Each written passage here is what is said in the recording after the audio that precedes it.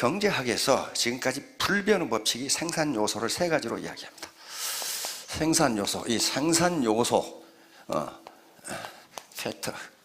factors of production이라고 하는 건데, 생산 요소를 세 가지가 있는데 하나가 토지입니다. 토지, 이걸 랜드라고 해요. 토지는 땅뿐만 아니고 거기에 있는 지하자원, 경치, 물, 모래, 자갈까지를 다 포함한, 다시 말하면 자연으로부터 물려받은 혜택을 토지라고 합니다.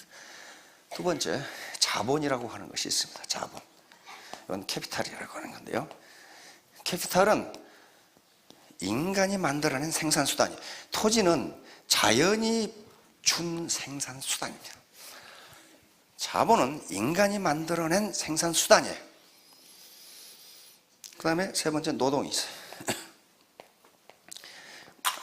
노동, 레이버가 있어요. 그래서 이 세 가지가 합해져서 여기서 생산물이라고 하는 것이 나옵니다.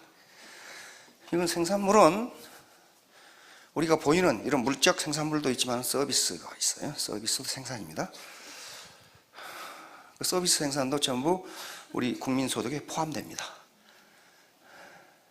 팁은 국민소득에 포함돼야 안 돼요. 팁. 술집에서 여자에게 주는 팁. 이 고급 호텔이나 고급 커피집에 가면 팁 포함 그렇게 돼 있어요. 그 팁이 국민소득에 들어가냐 안 들어가냐? 안 들어가요?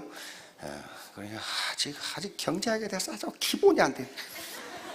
팁은 훌륭한 생산입니다. 그러면 생산이라는 건 뭘 생산이라고 그러냐면은 인간의 효용을 증진시키는 모든 수단, 그걸 생산이라고 해요. 프로야구 선수는 왜 돈을 받아요? 맨 마당에서 꽁치고 노는데, 꽁치는 행위가 서비스의 생산이에요. 그것을 보는 사람들이 효용의 증가를 가져온다면 생산 활동이기 때문에 프로야구 선수가 받는 봉급도 GDP에 들어갑니다. 아시겠죠? 그 집세는 어때요? 집세는 어때요? 여러분, 집에서 잠자는 게 좋아요? 마당에 잠자는 게 좋아요? 집에서 잠자는 게 좋아요. 마당에서 잠자는 게 좋다는 사람은 그것은 100명 중에 1명 정도 있어. 그건 거의 이게 왔다 갔다 지금 하는 사람들이에요. 집에서 잠자는 게 좋다는 건 뭐냐 하면은 집이 나에게 주거 서비스를 생산해 주는 거예요. 그걸 내가 소비하는 게 작은 거예요, 지금. 그래서 집세도 GDP에 들어갑니다. 그러면 자기 집에 자기가 사는데 그걸 어떻게 계산하느냐? 그것은 집세를 자기가 자기에게 지불한 것으로 해서 GDP에 포함시킵니다. 경찰이 없다면 도둑놈이 덕식을 하겠죠. 그래서 경찰 서비스의 생산도 GDP에 들어가요. 왜? 인간의 효용을 증대시켜주는 행위예요. 그래서 모두 들어갑니다. 그러니까 이런 것들이 이제 그걸 생산하는 거예요. 그러면 과거에 지주들이 일했어요, 안 했어요? 만석군 지주가 일합니까? 안 해요. 안 하는데 생산수단, 토지라는 것을 가지고 있다는 이유만으로 소득이 1만석이 생긴다는 거예요. 자, 자본은 뭐냐 하면은 인간이 만들어낸 생산수단이에요. 이 건물, 이게 자본이에요. 이 마이크, 이게 자본이고, 요 칠판이 자본이에요. 제가 이 마이크를 대고 강의를 한 것하고 마이크 없이 한 것하고 어때요? 생산 효율성이 떨어져요. 들을 수가 없어요. 그러면 이 마이크를 사용하는 것이 인간의 만족을 증진시킨다면은 이 마이크는 자본이에요. 이 건물도 자본이에요. 만약에 이 건물이 없이 맨바닥에 꺼져 깔고 앉아서 교육한다. 그럼 어때요? 만족이 떨어져요. 그러니까 인간의 효용, 만족을 증진시키는 모든 행위, 이게 전부 자본이에요. 그러니까 요 자본을 가지게 되면 그 자본이 또 생산을 해줍니다. 이 유스 호스텔의 사장님은요, 여기 앉아서 강의 안 들어. 왜? 빌려주기만 해도 렌트가 나와. 이게 자본이에요, 이게. 그러니까 자본을 소유하고 있으면은, 그걸 넉넉히 소유하고 있으면은 내가 노동을 제공하지 않더라도 계속적으로 우리 한국의 자본주의 시장 시스템이 나에게 소득을 갖다 준다니까요. 갖다 줘요. 그런데 오늘날은 이 두 개를, 토지와 자본 두 개를 다 합해서 그냥 자본이라고 부릅니다. 토지도 중요한 자본이거든요. 돈은 뭐예요? 돈은 뭐예요? 이게 자본이 아니에요. 돈은 국가적인 차원에서는 자본이 아닙니다. 돈은 자본이 절대로 아니에요. 만약에 돈이 자본이라면 자본이 없는 나라가 지구상에 하나도 없어요. 생산 중에 가장 수지 맞는 생산이 돈의 생산입니다. 종이떼기 갖다가 마구 찍어, 그러면 돈이 나오잖아요. 그게 자본이에요? 자본 아니에요. 그래서 국가 차원에서는 돈을 자본으로 분류하지 않는데 개인은 돈을 자본으로 분류합니다. 왜? 국가가 통화 시스템, 마니터리 시스템을 잘 관리해주면 그 자본이 돈이라는 캐시가 자본을 살 수가 있어요. 그래서 그걸 자본으로 분류. 그런데 여기 아가씨가 있는데 한번 생각해 보세요. 여기 지금 총각들이 어디 계시나? 뒤에 총각이 인상이 너무 고약하네. 이게 두 총각이 있어.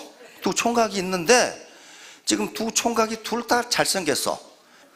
그런데 한 총각은 현금 10억을 가지고 있고 한 총각은 상가 10억짜리를 가지고 있어. 누가 5개월 할래? 상가 10억이잖아요. 맞잖아요. 10억 정기예금 하면 지금 얼마 나와요? 월. 지금 이자율이 1점 몇 퍼센트 그러죠? 2.5%로 잡고 세금 떼어버리면 10억이면 한 달에 200만 원 나와요. 그러니까 판매사 한 달에 200만 원은 정기예금 10억하고 맞먹습니다. 지금 현재 그래요. 그런데 지금 이자율이 계속 떨어져요. 1.8%까지 떨어졌더라고. 미국이나 일본은 이자율이 마이너스죠. 지금 일본은 공식 이자율이 0.01%예요. 그래서 0.001이든가 그래. 일본이 이자율이 없어요. 그러니까 지금 선진국 치고 이자가 1%를 넘는 나라가 없어요. 앞으로도 그럴 겁니다. 그러니까 10억 캐시를 가지고 있는 것보다는 10억짜리 상가를 가진 사람이 왜 그래요? 그 상가가 자본 스톡이기 때문에 그렇습니다. 렌트. 그러면 문제는요, 이 두 개 중에 하나를 가지면, 자본을 가지면요, 뭘 갖게 되냐면요, 권력을 갖게 됩니다. 꼼짝을 못해. 그거 나중에 이야기하고. 그러면 판매사 되는데 얼마 걸린다고요? 아주 게으른 사람이 2년 걸려.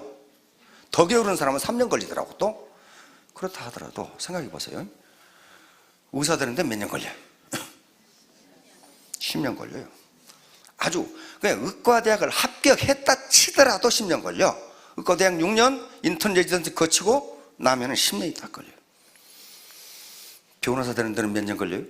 법과대학을 합격했다 하더라도 사시가 살아있으면 사법고시에 시험 합격해야 되고, 로스쿨 가려면 대학 졸업하고 또 로스쿨 또 가야 돼요. 2년 가서 변호사님 합격해야 변호사가 돼요.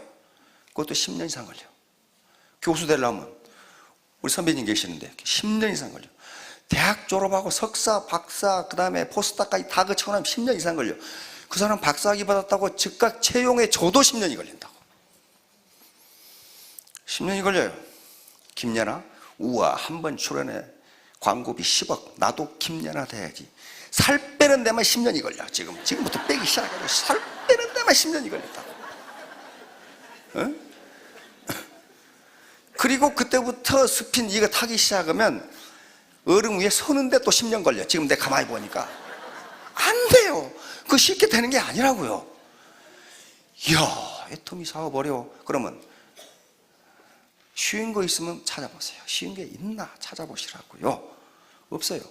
지금 고상하고 우아하게 돈 버는 방법은 저희들보다 똑똑한 사람들이 다 찾아오고 있어요. 다 찾아오고. 그런 자리가 없어. 고상하고 우아하게. 그러면 자본을 가져야 빈곤에 탈출할 수 있다고 그랬어요. 예를 들어 봅시다. 우리 아들이 한의대를 나왔어요. 이야, 한의대 졸업하니까요, 뚜쟁이들이 열쇠 3개씩 들고 나타나. 근데 우리는 또 그런 거에서 별 감각이 무감각해가지고 지가 좋다는 아가씨와 결혼시켰어. 근데 이 좋다는 아가씨도 무일푼이야. 우리 아들도 무일푼이야. 자, 우리 아들이 부자가 될 수 있는지 봅시다. 시골인데, 용인인데 그 상가에 병원 자리 렌트하는데 1억이에요. 보증금 1억에 월 300만 원이야. 근데 무일푼이니까 그 인테리어를 해야 돼. 병원 인테리어를. 그게 물어보니까 1억이야. 그 다음에 병원 집기 사야 돼. 그렇죠? 뭐 혈압계도 사야 되고 무슨 뭐가 그렇게 비싼지 모르겠어. 그 침상도 해야 되고 닥트도 해야 되고 그런 거 있잖아요. 그게 또 한 1억이야. 근데 전부 신용대출을 받아서 3억을. 거기다가 매월 렌트가 300만 원이야. 그거 내고 돈을 벌겠느냐는 거예요. 그거 내고 부자가 되겠느냐는 거예요. 그런데 주고 나면 없어요. 뼈 빠지게 하는데 없어. 남는 게 없어요. 누가 가져가? 건물주가 다 가져가요. 건물주가. 뭘 가진 사람이? 자본을 가진 사람. 자본을 가진 사람이 다 가져가요. 그러면 이 애터미 사업에서 뭘 해야 돼요? 뭘 해야 되냐? 뭐 때문에 이 짓을 하고 있냐고. 속 터지게. 이 좁은 데 앉아가지고. 로버트 키오사키라는 사람이 있어요. 부자 아빠, 가난한 아빠라는 책을 쓴 사람이에요. 우리 여사님 읽어보셨죠? 그 5권까지 있는데 2권까지만 읽으세요. 3권부터는 무슨 소리를 해놨는지 말이죠. 회계 이야기를 해놨는데 그거 몰라도 돼. 그 사람이 자본을 갖는 3가지 방법을 제시했어요. 첫째, 자본을 자기가 만드는 방법. 그 뭐냐면은 정주영 회장님이나 이병철 회장처럼 네가 아예 기업을 만들어라는 거예요. 그거 하실 수 있는 분 여기. 기업을 만드는 건 지금 10억 가지고 만들어도요, 기계 2대 사고 나면 없어요. 그러잖아요. 못 만들어요. 그때는 6.25 이후입니다. 6.25 직전이고 거의 불가능해요. 근데 지금도 자기 자본을 만드는 사람들이 1년에 수만 명 있습니다. 그게 소위 창업이에요. 창업은 자기 자본을 만드는 거예요. 현금 자본을 은행에서 빌려서 자기의 물적 자본을 만드는 거라고요. 근데 자영업 생존율이 몇 %라고 그랬어요? 5년 생존율이 20%입니다. 10년 생존율이 16%예요. 그러니까 5년 만에 자영업 100개 중에 80개는 망한다. 그런데 20% 살아남았으니까 돈 버냐? 그렇잖아요. 그 중에 돈 버는 장학업은 5%입니다. 100개 중에 5개예요. 그 다음에 15%는 현상 유지 이렇게 돼 있더라고, 통계가. 현상. 그래 겨우 지금 안 망하고 있단 말이에요. 15%가. 그럼 우리가 보는 것은요, 그 망하는 95%를 보는 게 아니고 어떻게 5%는 성공을 했을까야. 그걸 보면 되잖아요. 그렇단 말이에요. 그러니까 사랑을 가지고 대한다, 크리에이티브한 무슨 뭐 제품을 만든다, 열심히 한다, 성실하게 한다. 이것도 자본이 내 것일 때 효과가 있다는 거예요. 두 번째, 프랜차이즈를 사는 방법. 키오사키가 제시한 3번째 방법이 다단계 MLN, 멀티레벨 마케팅이라고 되어 있어요. 그 중에 거기 또 이 빌 게이츠가 한 말씀 하셨더라고. 내가 만약 마이크로소프트를 안 했더라면 다단계를 했을 것이다. 빌 게이츠는요, 마이크로소프트가 아니라 하드 소프트라도 그 사람 하면 성공해. 자, 그러면 우리가 자본을 가져야 되는데, 이렇게 자본을 이렇게 가져야 되는데, 제 양반 드디어 본색을 드러내서 동그라미를 그리기 시작하는구나. 이게 상한선이 있기 때문에 자기가 스타트예요.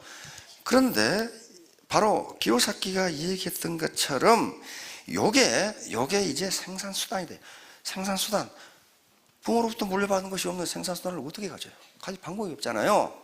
그래서 프랑스의 그 사회학자 피에르 부르디에라는 사람이 있습니다. 그 사람이 자본을 분류하는 방법이 기가 막힌데, 요걸 뭐라고 불렀냐면 사회자본이라고 불렀어요. 사회자본,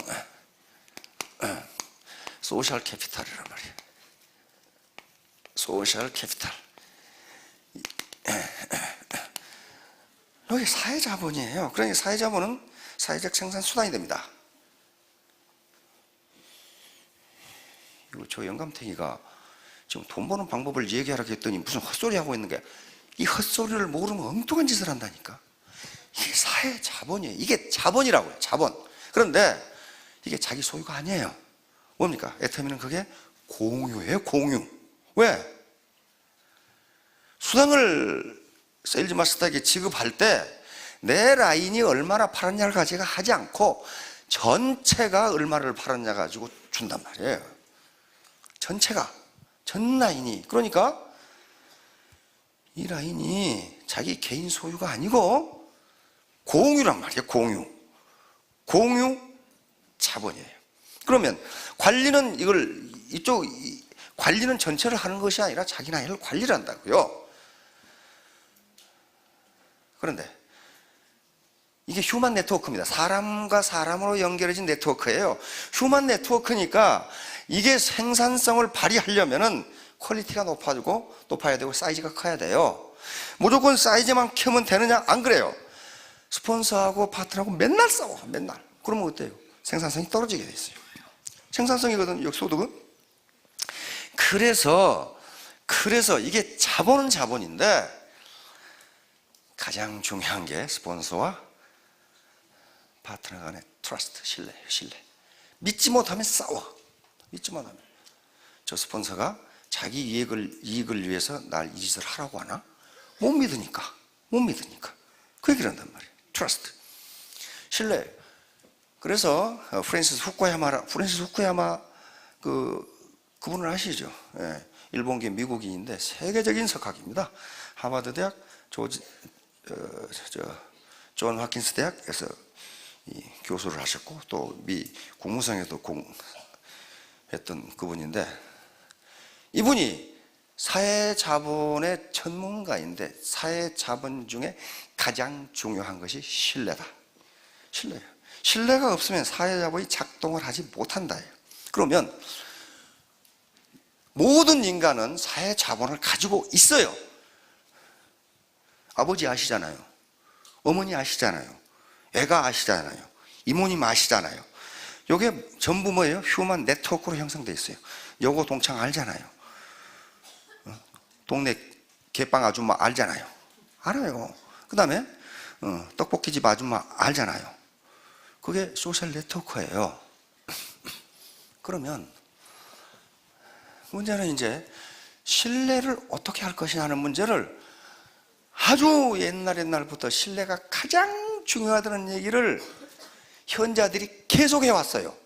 그 말은 무슨 말이에요? 현자들이, 공자님부터 시작해서 현자들이 신뢰가 가장 중요하다고. 최근에 그 정주영 회장님까지 신뢰를 잃으면 모든 것을 잃는다. 정주영 회장님 그랬어요.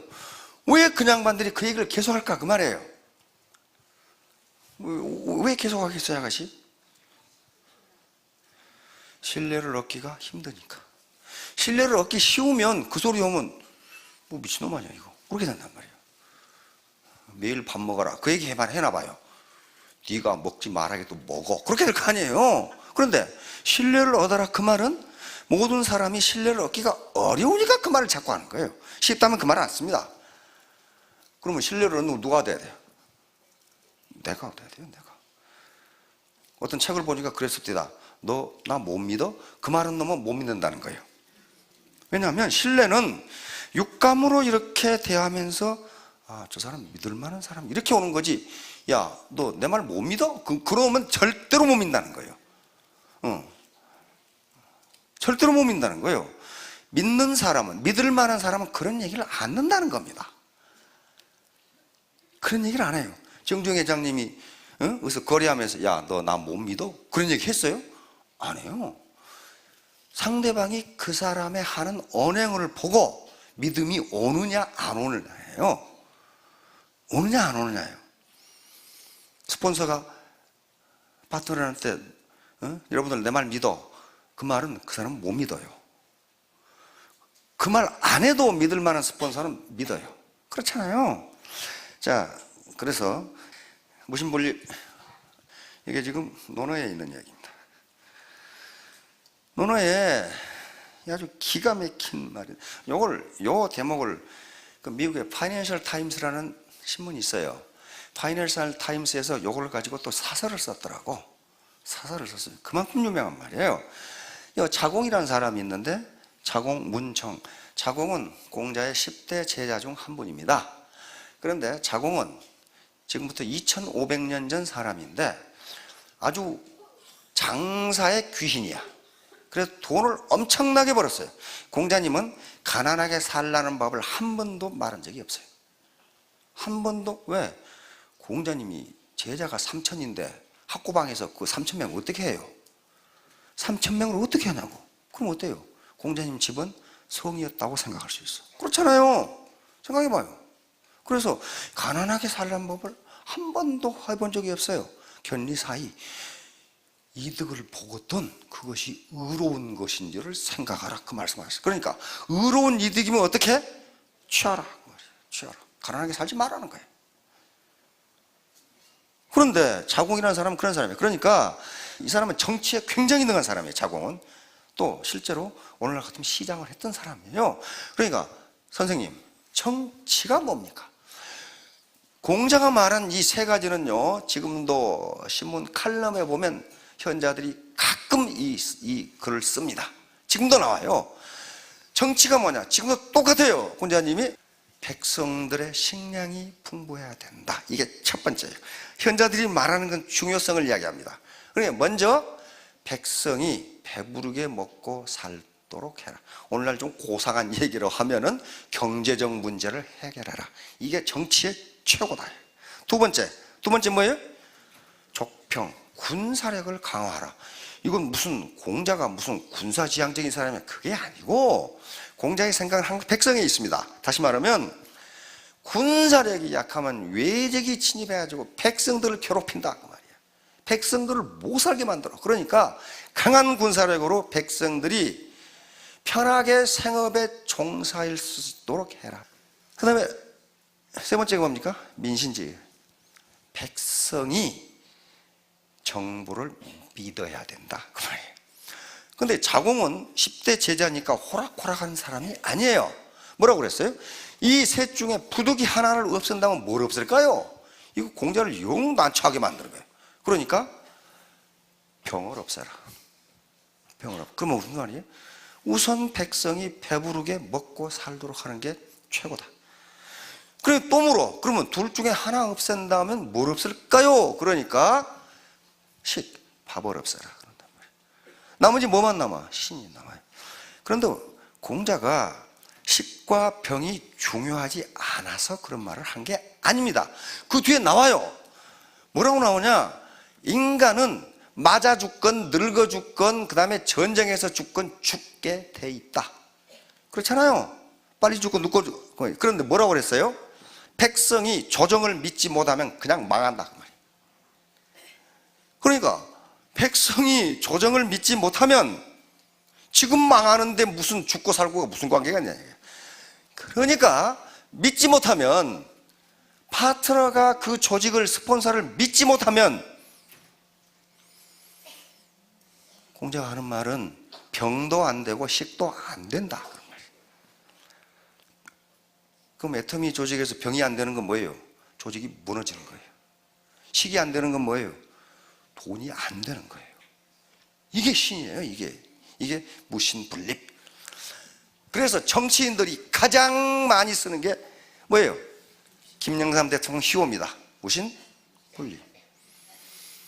대통령이 됐을 때 백성이 정부를 믿지 못하면 정부는 망한다. 자, 지금 야당이네? 야당이에요? 여기서 정례 세미나를 하는데 제목이 무신분립이에요. 이게 그렇게 중요해요, 무신분립. 그러니까 정당이건 정부건 어떤 그건 백성이 믿지 못하면 망한다. 그런 말. 이번에 우리 박근혜 대통령님 중국 전승 기념일 천안문 광장에 사회를 하셨죠. 그런데 유일하게 시진핑과 점심을 같이 했다고 들었죠. 자, 시진핑이 우리말로는 석금평이 박 대통령 앞에 써놓은 글자를 보세요. 뭐라고 써놨어요? 이심전심 무심분립. 당신과 우리 말 안 해도 마음과 마음으로 통해야 되고, 그 다음에 국제관계에서 믿지 못하면 우리의 관계는 깨진다. 그런 말이에요. 깨진다. 이렇게 써놨어요. 그러니까 국제관계건 국내 정당이건 애터미의 다단계 조직이건 파트너가 스폰서를 믿지 못하면 망한다. 망하는 것은 두 가지입니다. 라인이 무너지고 생산성이 떨어지고 소득이 떨어지고. 그래서 자, 이제 자손에게 가난을 물려주지 않으려면 뭔가 생산수단을 가져야 되는데 가질 방법이 뭐가 있냐? 없어요. 없어. 그래서 이 기요사키가 말한 것처럼 세 번째 방법, 서민이 할 수 있는 건 요 방법이었다. 그 책을 보세요. 뭐라고 그랬어요? 약간의 진입비만 내면, 그렇게 돼 있어요. 약간의 진입비만 내면 다단계에 들어가서 당신의 조직을 만들 수 있다. 근데 애터미는 약간의 진입비도 없었어. 그러니까 요 사람들이 돌아서 뭘 해야 되냐? 트러스트, 신뢰를 구축해야 되는데, 신뢰를 구축해야 되는데 그것은 자기 희생입니다. 내가 내 이익을 포기하지 않으면 절대로 신뢰는 구축되잖아요. 자, 그렇게 해서 애터미 이제 오늘 이 시간에는 여러분들이 그것만 하시면 됩니다. 내가 자본을, 즉 생산수단을 소유하지 못하면 내 가난뿐만 아니고, 내 가난을 몰아붙이는 것이 끝나는 게 아니고 자손에게 빈곤을 대물림할 수밖에 없다. 그래서 나는 어떻게 해서든지 생산수단을 갖겠다. 그러려면 어떻게 해야 되느냐? 트러스트가 필수 조건이다. 자, 마치도록 하겠습니다. 예, 모두 성공하시기 바랍니다.